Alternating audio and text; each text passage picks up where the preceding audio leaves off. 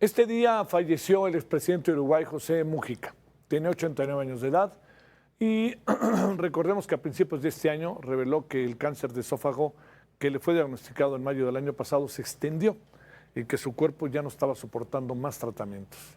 El también conocido como el presidente más pobre del mundo fue un guerrillero que impulsó la legalización del mercado de marihuana con un inédito plan que puso al Estado a manejar desde la producción a la comercialización el cannabis y tomó otras decisiones polémicas. Por ejemplo, recibir presos de Guantánamo. En acuerdo con el entonces presidente de Estados Unidos, Barack Obama, a Mújica se le ha reconocido como uno de los jefes de Estado izquierdista más humildes del mundo y muy reconocido. Hubo reacciones por todo el mundo. La propia presidenta de México lamentó la muerte de Mújica, expresó su reconocimiento al político uruguayo, a quien describió como un ejemplo para América Latina y el mundo entero. A las condolencias de la mandataria mexicana se unieron las del secretario de Economía, Marcelo Ebrard, la gobernadora de Veracruz, Rocío Nale, y la Secretaría de Cultura. Bueno, José Alberto Mújica Cordano nació en Montevideo el 20 de mayo de 1935.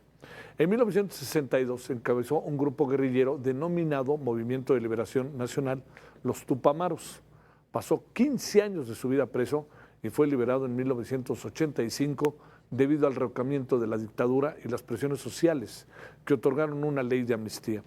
En 1994 formó parte del Movimiento de Participación Popular dentro de la coalición de partidos Frente Amplio y ganó su primera diputación.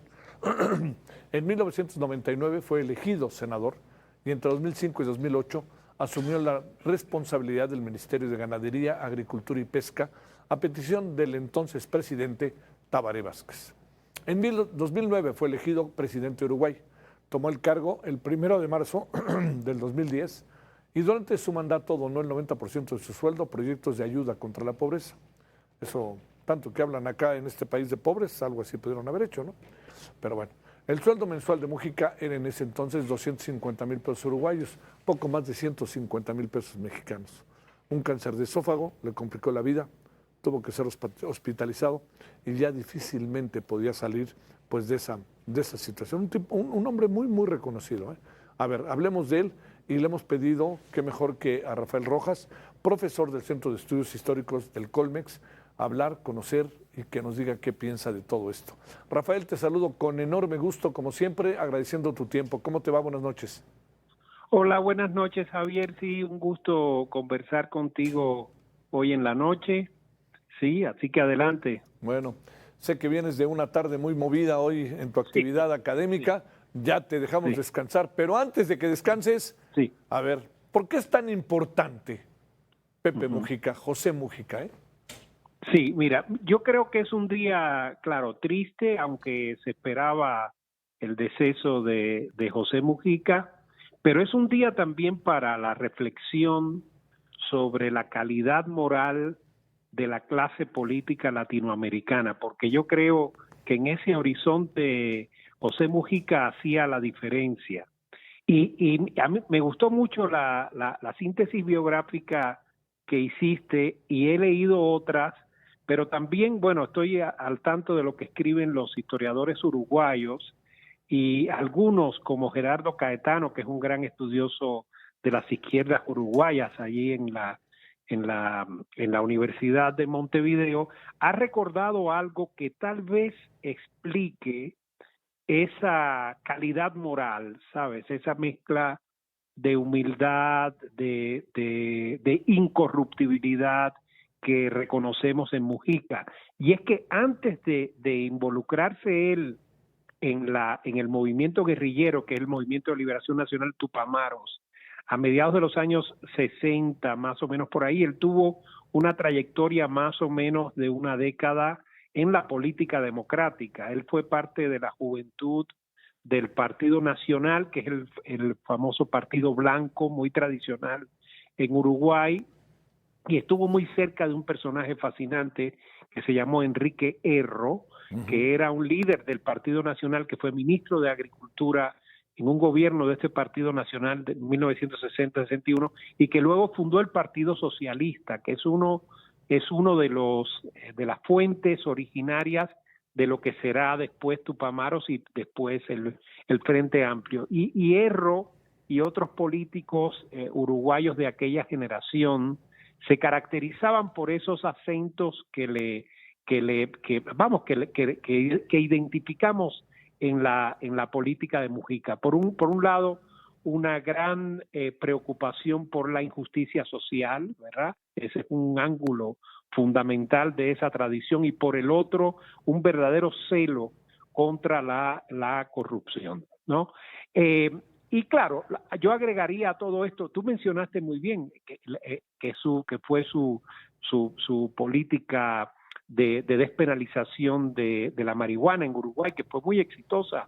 Ya ahora no sé qué tanto, porque hay mucha crítica por lo que está pasando también en Uruguay. Pero hay otra cosa que es la convicción democrática de este personaje, que en efecto pasa un tiempo clandestino dentro de las redes del Movimiento de Liberación Nacional Tupamaros. Luego es encarcelado por 12 años y sometido, tú sabes, a un sistema de secuestro, porque él y otros líderes de Tupamaros eran rehenes de la dictadura militar uruguaya, es decir, los tenían en una especie de sabes, de celdas de máxima seguridad y virtualmente condenados a muerte, y chantajeaban a Tupamaros con cualquier acción armada, porque si no los mataban a ellos, ¿no? Entonces era como un sistema de secuestro que duró, como tú bien dijiste, hasta el momento justo de la transición democrática en 1985. Entonces yo creo que esos antecedentes, primero en el Partido Nacional, en el Partido Socialista, luego su trayectoria guerrillera, luego su largo encarcelamiento y las torturas que sufrió, lo convierten en un tipo de actor político tremendamente comprometido con las transiciones democráticas en los años 80 y 90. Y eso creo que lo cumplió hasta el final, porque mantuvo, como tú sabes, la reelección dentro de los términos constitucionales uruguayos, y también fue muy crítico de las izquierdas más autoritarias que conocemos muy bien. Oye, sí, porque de repente ahí en Cuba no les gustaba lo que decía, y no se diga en Venezuela en un segundo momento, ¿no? No, él en un momento tuvo frases muy duras sobre el sistema cubano. Él tuvo, como sabemos, una amistad histórica, lógico, porque es que además eso viene de la historia profunda de la Guerra Fría, ¿verdad? Una amistad histórica con Fidel y Raúl Castro, y también con Hugo Chávez. Yo creo que una amistad sincera. Él fue al sepelio de Chávez en Caracas, pero en los últimos años ha cuestionado a los tres regímenes más apartados de la democracia en América Latina, que como sabemos son el venezolano, el cubano y el nicaragüense. La reelección de Maduro la cuestionó directamente Pepe Mujica. Oye, la otra parte, que fue, digamos, me quería acordar incluso de aquella película que hizo este cineasta francés sobre los Tupamaros. ¿Te acuerdas aquella serie de 3 películas? La vida de los Tupamaros fue muy importante porque fue una guerrilla auténticamente urbana, ¿no? Así es, era una guerrilla urbana con un programa doctrinal, ideológico, político bastante distinto al de la línea guevarista. Tenía, por supuesto, elementos del pensamiento del Che Guevara, pero hay historiadores como Aldo Marchesi, por ejemplo, un historiador uruguayo actual, que ha estudiado las polémicas que tenían dentro del Movimiento de Liberación Nacional Tupamaros y las críticas que hicieron al marxismo-leninismo ortodoxo, a la sovietización de Cuba en los años 70, y también a la idea muy de la primera etapa guerrillera, ¿verdad?, de Fidel Castro y el Che Guevara, de que en países donde había cierto grado de industrialización y una clase media extendida, era imposible desarrollar un programa de insurrección armada. Y entonces, claro, los brasileños con Carlos Marighella por un lado, ¿verdad?, y los uruguayos por el otro, fueron los Tupamaros específicamente fueron de los principales objetores de esa idea de la lucha armada, ¿no? ¿Cómo se ha ido consolidando la democracia en Uruguay, no? Personajes como como Pepe Mujica, digamos, echaron a andar y consolidaron esos procesos, porque además ni siquiera por asomo, ¿no, Rafael? Jugaron a eternizarse en el poder, pudiendo en una de esas hacerlo, porque sus niveles de popularidad eran muy altos, ¿no?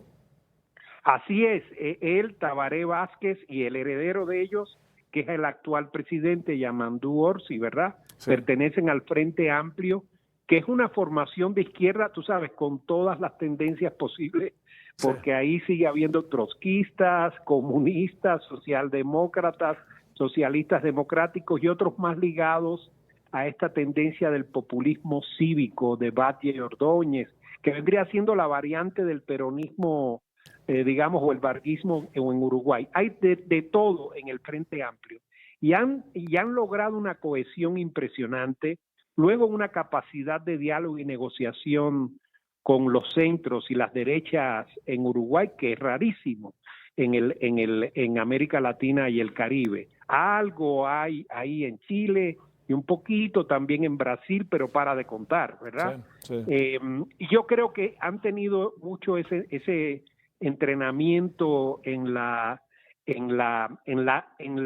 política competitiva a un nivel electoral, ¿verdad? Han ganado elecciones, han perdido elecciones, cuando han perdido han reconocido, pero también tienen mucho entrenamiento legislativo y parlamentario, es decir, tienen esa capacidad de negociación y de llegar a acuerdos con sus rivales en el Congreso uruguayo. Hay que recordar también que el sistema político uruguayo tiene estos componentes muy fuertes de democracia directa. Tú sabes que ahí, como son tan pocos, ¿verdad? Convocan plebiscitos y referéndums para cualquier cosa. Y entonces eso los obliga, ¿verdad?, a un discurso y a una práctica democráticas muy consistentes. ¿Aló?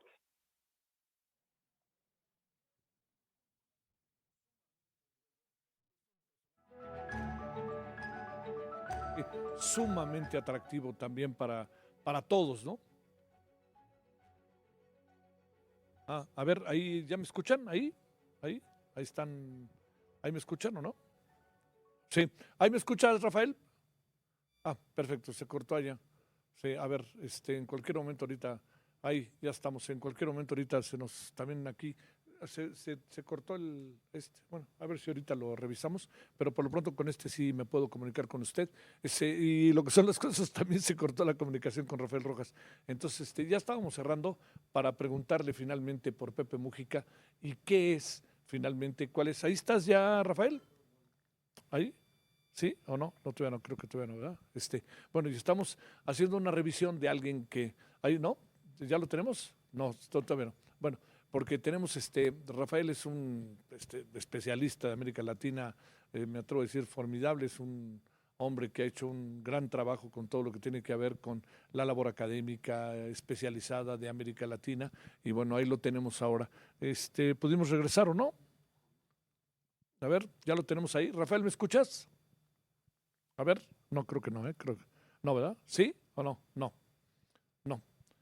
Bueno, bueno, ahí lamentablemente bueno, nos vamos directamente, bueno, vámonos directamente con Marta Bárcena. A ver, nada más, yo quisiera hacer, no dejar lo de Rafael ahí solamente, pero le quiero decir con esta mirada de lo que significa Pepe Mujica, es también muy importante ver por qué los ciudadanos se convierten en personajes que se vuelven tan empáticos con algunos políticos, ¿no? Y en algunos casos, pues yo le diría que prometen el jardín de rosas y uno se acerca, ¿no? Pero en otros casos uno conoce la vida de ellos y sabe que es tan genuina, tan auténtica, que al final uno acaba diciendo, estos son los personajes que yo quiero que me gobiernen, y son los personajes que terminan sus mandatos y al hacerlo auténticamente construyen el presente futuro de los países. Rafael, ahí tuvimos un pequeño problemita, pero creo que ahí estamos ya, ¿verdad? Sí, ¿aló? Sí, ya, ahí estamos. ¿Me escuchas, Rafael? Sí, de pronto como que se va la voz, pero... A ver, ahí ya. Déjame plantearte nada más para cerrar. ¿Por qué un Sí. personaje como Mújica se vuelve tan importante y hoy como que hay un consenso que todos volteamos a verlo con ojos de admiración, respeto y de una genuina gobernabilidad? Ujú. Sí, mira, yo creo que tiene que ver con el contraste que ofrece su figura con otras experiencias de gobierno de las izquierdas latinoamericanas, ¿verdad? O sea, lo mismo en la línea más, más de la tradición populista, del peronismo, del varguismo y el petismo en Argentina y en Brasil, que en la línea, vamos a decir, bolivariana, que caracteriza toda una franja importante de las izquierdas de la región. En los dos lados hemos visto, ¿verdad?, con muchos casos de corrupción, crisis de gobernabilidad, intransigencia o intolerancia política y mucho reeleccionismo, ¿verdad? Sobre todo en el lado bolivariano. En cambio, en la trayectoria de Mujica, lo que observamos, ¿verdad?, son atributos de otra naturaleza y entonces el contraste se hace muy fuerte. Eh, Incluso un contraste que parte del reconocimimo de que ahora mismo hay izquierdas mayoritarias gobernando en la región, ¿no? Sí. O sea, no, o sea, el giro a la derecha de que tanto se habla se ha producido, pero parcialmente, ¿no?